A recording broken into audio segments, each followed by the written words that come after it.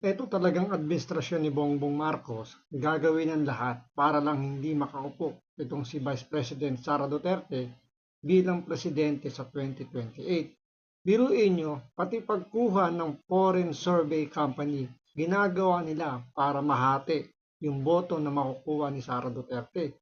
Pinalalabas nila dito na kailangan ng third force para mabiyak yung botong makukuha ni Sara Duterte para kahit paano man lang mapababa yung kanya makukuhang boto at doon pwedeng, alam niyo, imekos-mekos ng COMELEC yung magiging resulta para hindi may proklama o hindi manalo bilang presidente itong si Sara Duterte. Ngayon, ano kaya ang magiging epekto nitong foreign survey company na to sa ginagawa nilang panghihimasok dito sa mangyayaring eleksyon sa 2028? Pero siyempre, bago ang lahat, yan ang pag-uusapan natin. Kaya kung hindi ka pa nakasubscribe sa Makapili TV, baka naman pwedeng pakipindot po muna yung subscribe button at the same time palike na rin po ng video. Wala naman pong bayad yan. Kaya pindot na. So ito alamin po natin kung ano po yung magiging posibleng mangyari sa panghihimasok po ng isang foreign survey company tungkol sa eleksyon sa 2028.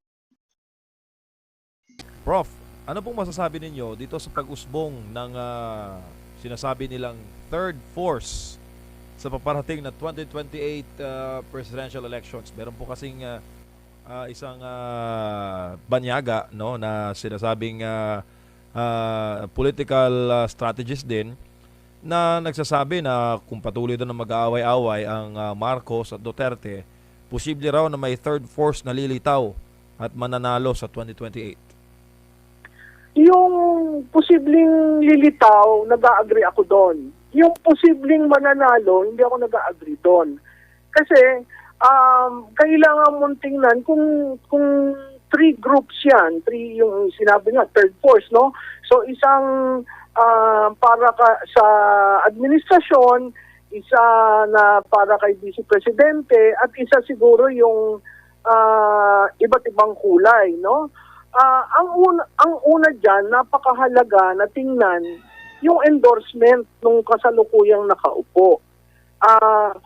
Pwedeng magkaroon ng endorsement, pwedeng magkaroon ng kunwari third force, pero doon naman talaga sa nakaupo. So clearly, ang labanan diyan ay basagin yung puwersa ng mga Duterte.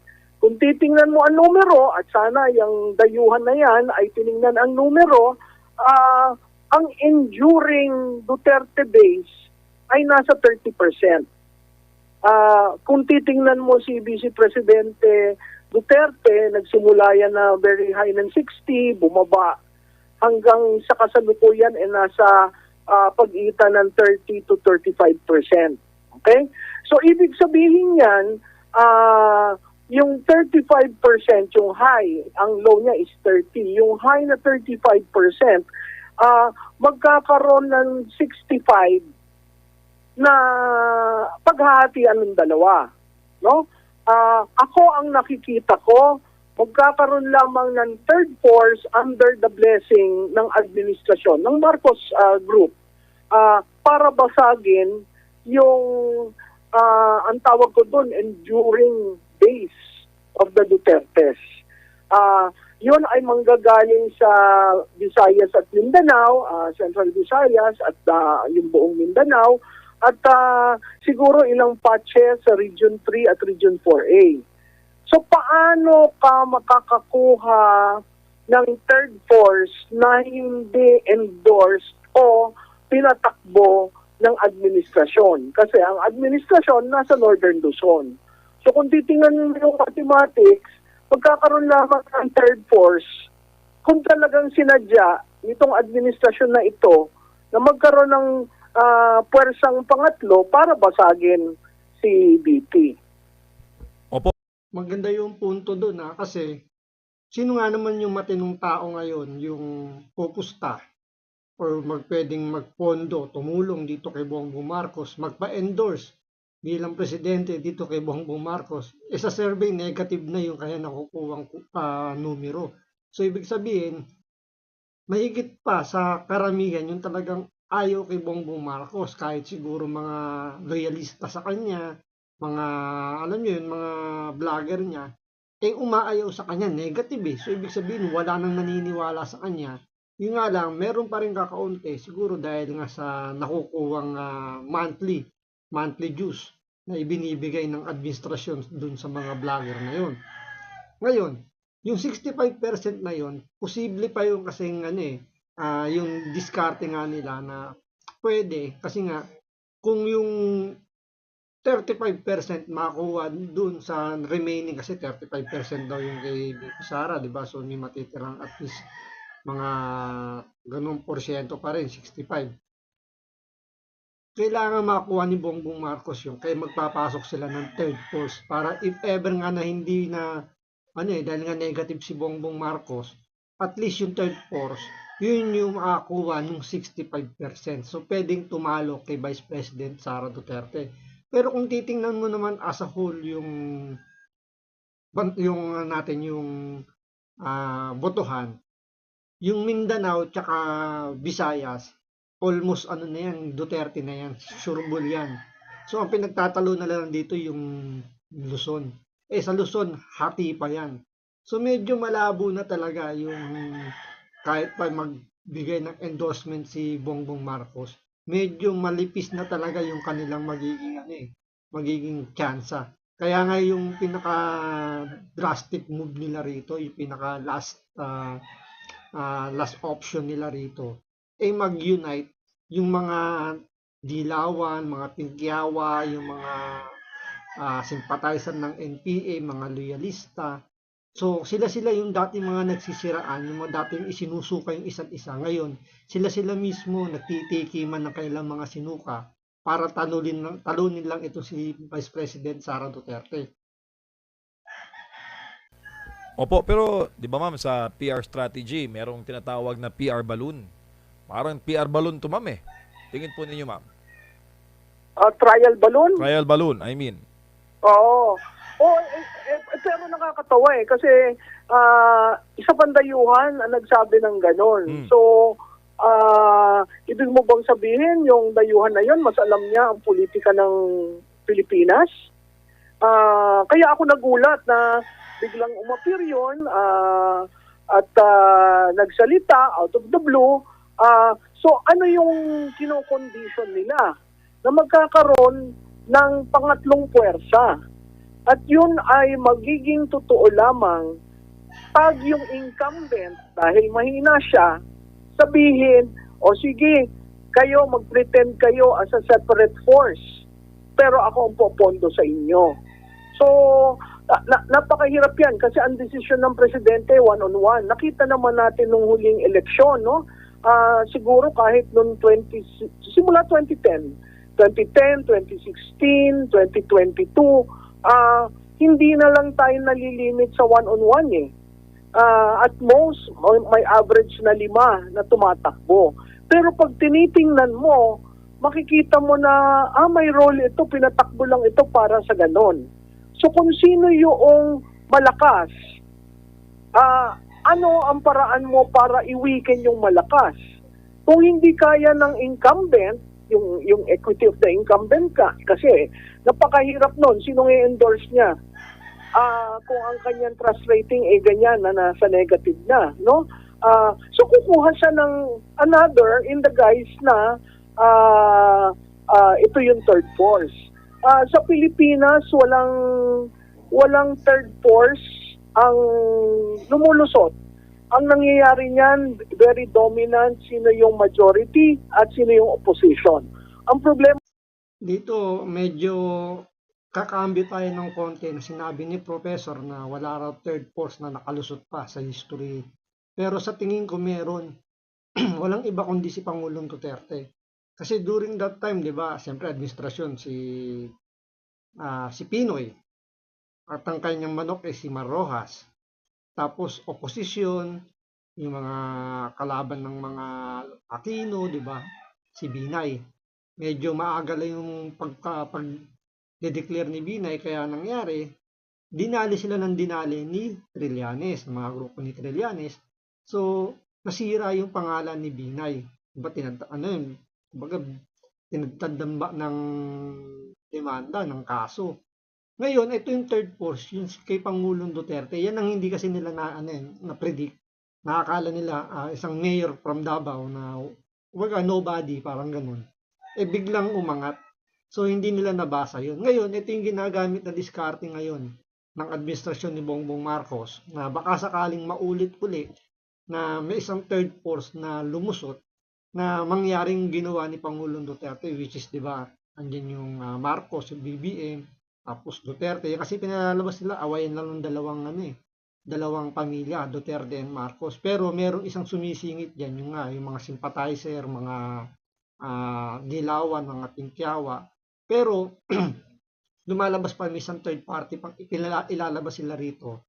Kumbaga doon ipopondo pa ng administrasyon ni Bongbong Marcos. So literally, pera pa rin ng taong bayan yung gagamitin doon sa third force na yon, yung tatakbo na yun. Kaya medyo maging mapagmatsyag tayo dahil ginigisa tayo sa sarili nating mantika. Biruin nyo, pera ng taong bayan yung gagamitin para doon sa third force para talunin lang si Sara Duterte. At isa pang magandang punto yung sinabi rito na paanong nalalaman o kumbaga anong alam ng foreign survey firm na yon tungkol sa politika sa Pilipinas. So ibig sabihin, meron silang nalalaman, may nagpi-feed sa kanila, may nagbibigay ng alam niyo ng mga tip, diba, ng mga kung anong nangyayari sa politika sa Pilipinas para yun yung sasakyan nila ngayon sa trend ng politika. Sa nakikita nila ngayon dahil nga 'di ba yung kailangan nilang biyakin yung malaking lamang ni Sara Duterte dun sa survey. Kailangan nilang alam mo yun yung magkaroon ng confusing effect. So kailangan nilang magpasok ng ibang survey dahil nga nagiging nagiging sandalan na lang ng politika natin yung mga malalaking survey firm tulad ng Pulse Asia, SWS, Tanggiri, mga ganyan, di ba? Publicus Asia.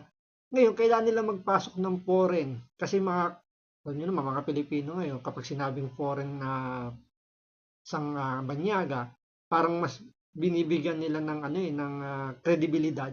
So, ito siguro yung nagiging discarding ngayon ng administrasyon ni Bongbong Marcos. Foreign survey firm para at least magkaroon ng confusing dun sa mga magiging botante para sa 2028, at least mapababa pa nila yung nakukuhang survey ni Sara Duterte at mahatak yung negative survey result ni Bongbong Marcos. Ang problema natin ngayon, maraming nagpapanggap ng opposition, pero walang nagke-claim na sila ang opposition. So, yun ang kailangan pag-aralan ng mga pumapalaot sa politika.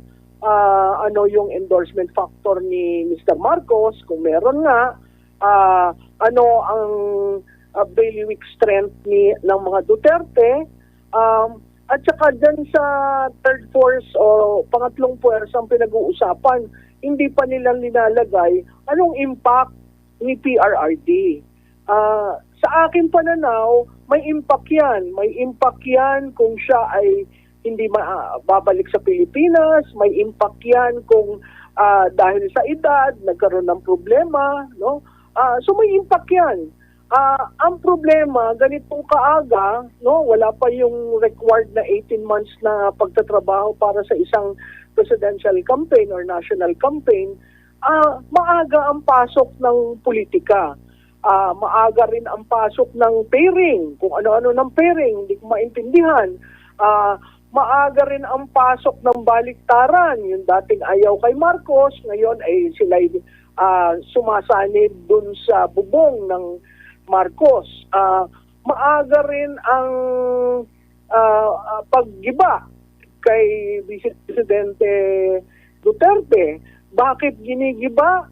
At makikita nating matinding gigibain yan sa pagdating ng impeachment dahil siya yung presumptive, siya yung malakas ang puwersa. Kaya lahat gagawin para hindi lamang makaupo ang isang Duterte. Ma'am, bibigyan ko kayo ng choices, no, base po sa mga personalidad na maingay ngayon na nagpapahayag po ng intensyon na tumakbo. Number 1, Secretary John Vic Remulla. Sabi niya, tatakbo siya kung siya raw ay babasbasa ng Pangulo. So malamang sa malamang, kung matutuloy ito yung pambato ng administrasyon. Susunod naman, si Senator Risa Hontiveros, sabi niya, tatakbo siya kung siya ang magiging o pipiliin ng United Opposition against the administration and the Dutertes. Pangatlo naman, ay may mga endorsement na po ngayon kay Mayora Leni Robredo. So, sino dito sa dalawa, Hontiveros o Leni, ang magiging third force? Kung si John Vic ang palulusutin, may option pa na mga Tulfo, ma'am. Alam mo, ang problema ko dyan kung ang third force ay yung, unang-una, hindi oposisyon si Senator Risa Hontiveros. At hindi rin oposisyon si Mayor Leni Robredo. Bakit ko sinasabi yon? Kasi nasa bubong sila ng administrasyon. At hindi sila bumabatikos dito sa flood control projects, no? Tahimik sila diyan. Bagkus, iba yung dinidiin nila. So, kahit nasabihin mo magkakasama sila sa isang litrato at sinasabing sila ang oposisyon, clearly, the surveys would say hindi sila oposisyon. Si John Vic, si Secretary Remulla, diniin niya na he will try to get the endorsement. I don't think that is a strategic move on his part, simply because the endorsement has no value. If he is looking at the endorsement as yung resources, makikita naman natin ano ba nangyari noong 2025. Yung partido ng presidente may resources. Yung partido ng presidente may organization. Bakit ilan lamang ang naipasok sa Senado? So ako, ang mahalaga dyan, dito sa tatlo mong binanggit na pangalan, nasan dyan ang taong bayan? Kasi ang pag sinabi mo ang kampanya equity of the incumbent lamang, o di ang equity na yan Ilocos, yung Northern Luzon. Inaalis mo sa equation ang Mindanao at Central Visayas. Sa tingin mo ba makakakuha si Senator Risa o si Mayor Robredo sa Mindanao? Sa tingin mo ba makakakuha sila sa Central Visayas? Siguro on play ang NCR, ang Region 3 to a certain degree, ang 4A na naandyan ang Cavite, makikita naman natin na basag ang galawan, kaya hinahawakan ni Secretary John Vic Remulla ang Cavite. Nakita natin si Secretary Remulla sa pagtulong kay Senator Revilla. Nakita natin ang pagtulong niya kay Congressman Barsaga. So those are efforts where he is trying to hold on to his base. And yet, in terms of presidential politics, hindi bumoboto ang Cavite sa isang presidential candidate dahil Caviteño. So Doon medyo maganda yung sinabi ni Professor tulad ng yung mga presumptive na tatakbo. Pero tingin ko ito si John Vic, medyo malaki na yung tsansa nito na siya yung i-endorse ni Bongbong Marcos. Kasi sila yung nagdidikta ngayon ng kumbaga sinasabi nga nila itong mga Remulla yung nagpapatakbo ng gobyerno natin. Tingnan nyo lang si Boying, di ba? Kung ano yung gusto niyang posisyon, nakukuha niya. So, parang lumalabas dito, may utang na loob itong si Bongbong Marcos sa mga Remulla. Kaya kapag ginusto ng mga Remulla, kailangan sundin ni Bongbong Marcos. So, pero itong plano ni John Vic Remulla, kiss of death to. Alam naman yan, negative na si Bongbong Marcos, lame duck na yan, wala nang kwenta yan. Kumbaga, wala nang bilang, wala nang wala nang bitaw yan. Pero magpupumilit ito si John Vic para siya yung piliin ni Bongbong Marcos na tumakbo, maging standard bearer ng administrasyon ni Bongbong Marcos, hindi dahil gusto niyang manalo. So maganda yung sinabi ni Professor dito na posible yung habol dito ni John Vic is yung resources. Siyempre, kailangan mautak ka. Di ba ding matalo ka sa eleksyon, at least meron kang resources na pinangahawakan. Diba? Win-win solution pa rin. Oo, natalo ka. Alam mo na yan, tanggap mo na sa sarili mo yan, malaki yung chance mong matalo. Pero at least matalo ka, panalo ka pa rin dun sa resources na pwede mong makuha. Ngayon, ito naman kay Rizal Tiberos, yung kay Leni Robredo, kung parehas tatakbo yung dalawang yan, mahahati lang yung boto ng Liberal Party. Kasi yung kay Sara Duterte, solid na eh. Solid na yung Mindanao, solid na yung Visayas. So, ang pinaghatian na lang nila rito is yung party, siguro mga iilan lang sa may Visayas, tapos iilan lang din sa Luzon. So, paghatian pa nila. So, mahahati pa. So, imbis na makakuha sila ng solidong boto, mahahati pa sa dalawa. So, wala ring kwenta. So, at dahil nga, hindi rin naman malinaw na oposisyon yung si Risa Hontiveros dahil nga nasa majority siya ngayon eh. So, alam mo yun, yung nakikipagplastikan kay Bongbong Marcos dahil nasa majority. Never mo naman narinig si Hontiveros na binatikos yung gobyerno pagdating sa flood control project.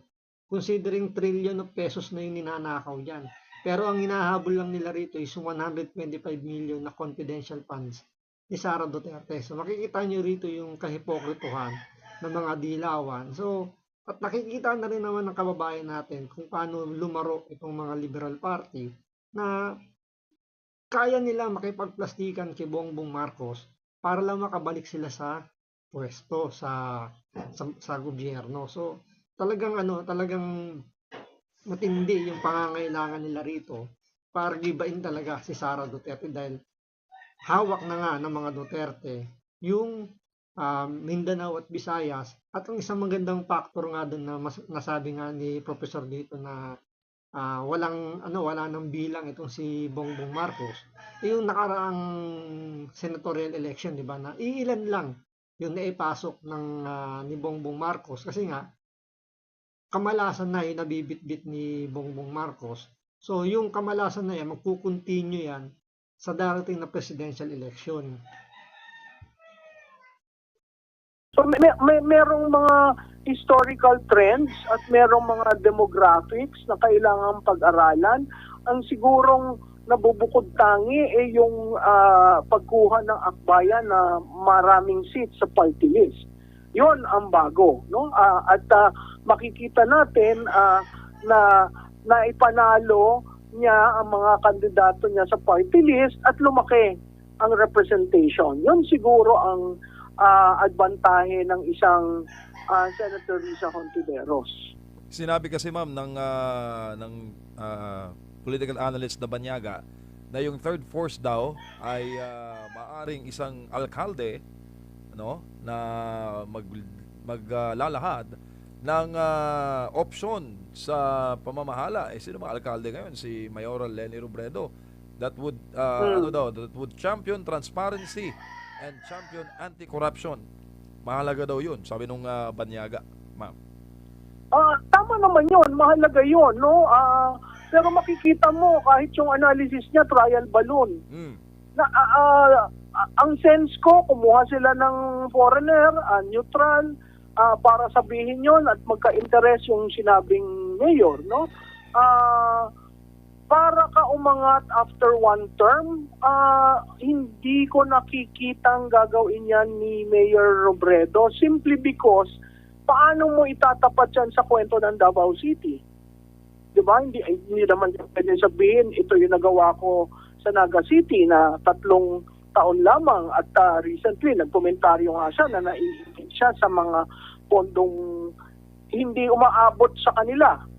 So, ang daming signaling na nangyayari between the local, meaning sa level ni Mayor Robredo at saka ng national government. So, makikita natin lahat itong ginagawa na sinisimulaan ng maaga ang 2028 sa kagustuhang makahanap ng magiging kandidato ng administrasyon. Kaya nga, biruin nyo, no? Yung taong tinatawag na magnanakaw, sinungaling, di ba? Yung sinasabi ni Leni Robredo dito kay Bongbong Marcos ngayon, parang nangyayari, mas siya ngayon yung nagiging number one priority ngayon ni Bongbong Marcos sa pagkuha ng third force sa pamamagitan nga nitong itong foreign survey firm na to. Pinalalabas pa nila rito. Parang parang hindi sila mahalata na sa kanila nanggaling yung foreign survey na yan. Pinpoint, kunyari isang mayor. Sino ba yung mayor na pwedeng lumaban kay Sara Duterte? Si Robredo lang. So pwedeng alam niyo yung pwedeng itanggi ng administrasyon ni Bongbong Marcos na hindi sa amin nanggaling yan. Kasi si Leni Robredo yung kanilang napipiling third force. So alam naman natin na ito si Bongbong Marcos may kaplastikan din to. So pwede niyang i-deny yan pero sa katotohanan lang yan mas pinipili niya yun para at least 'di ba na hindi siya mapagdudahan doon sa pagkuha ng foreign survey firm na yan. So talagang ginagawa na ngayon ng gobyerno ni Marcos na ang lahat. Kasi may core break na tong 2026 na to. Pag ito hindi nila nakapitalize at hindi nila napababa, hindi nila nakasuhan or anything na pwedeng ikasira ni Sara Duterte, tapos na ang kanilang maliligayang araw. So hanggang dito lang po muna. Maraming salamat po sa panonood. Ingat po kayo lagi. God bless.